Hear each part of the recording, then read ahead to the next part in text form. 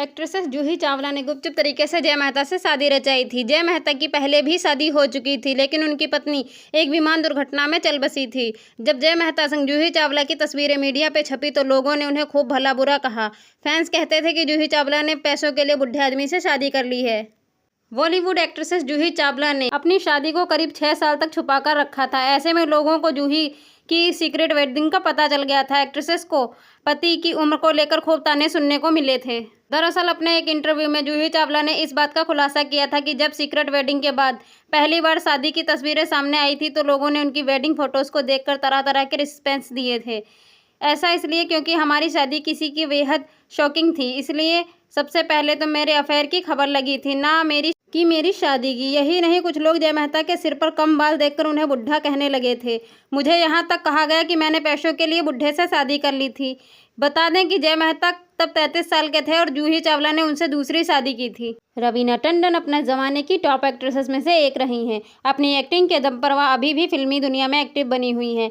Career के peak पर होने के दौरान इस अदाकारा के पास फिल्मों का विज्ञापनी इतनी भरमार होती थी कि उनके नेटवर्थ भी काफ़ी तेज़ी से ग्रोथ कर गई थी। एक्ट्रेसेस से लेकर मूवी इंडस्ट्री से जुड़े न जाने कितने लोग ऐसे थे जो अदाकारों पर फिदा थे। एक के साथ तो रवीना की काफ़ी सीरियस रिलेशनशिप भी चली थी, लेकिन आखिरकार उनका दिल टूट गया था। आखिर में इस अदाकारा ने जिस शख्स से शादी की थी उसका फैसला सभी को चौंका दिया था। उनके फैंस काफ़ी ज़्यादा चौंक गए थे। उन्हें यही लगा था कि ग्लैमरस बाला किसी टॉप एक्टर को ही अपना जीवन साथी बनाएगी।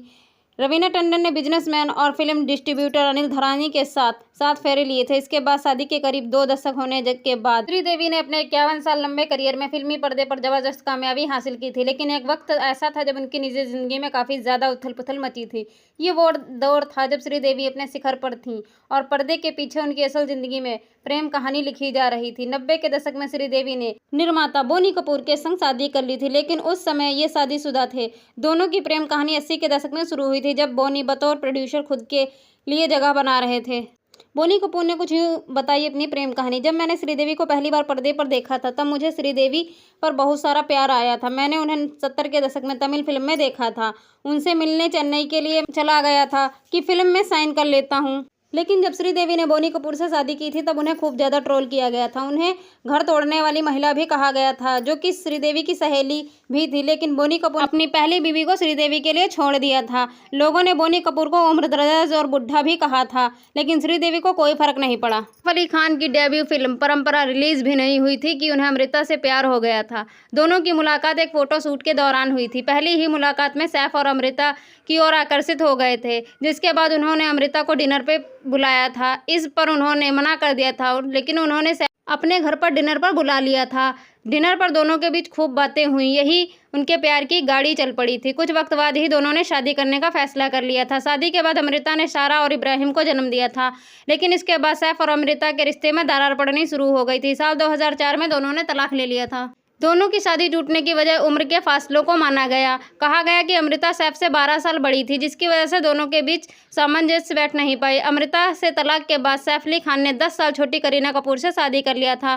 शिल्पा शेट्टी इन दिनों अपने बयान की वजह से चर्चा में है। हालिया इंटरव्यू में शिल्पा शेट्टी ने अपनी राज कुंद्रा से शादी पर सवाल उठाने वालों को जवाब दिया। शिल्पा ने खुद ही कह दिया कि कई बार उन पर लोग आरोप लगाते हैं कि उन्होंने सिर्फ पैसों के लिए राज कुंद्रा से शादी की है। इसको लेकर उन्हें आए दिन ट्रोल भी किया जाता है। जूम के साथ साथ बातचीत के दौरान शिल्पा शेट्टी ने इसका खुलकर जवाब दिया। उन्होंने कहा कि उन्हें पैसों के लिए शादी करने की कोई ज़रूरत नहीं थी। इसके पीछे कई लोग भी, मगर उन्होंने राज कुंद्रा से शादी की थी क्योंकि वो अच्छे आदमी थे, इसीलिए।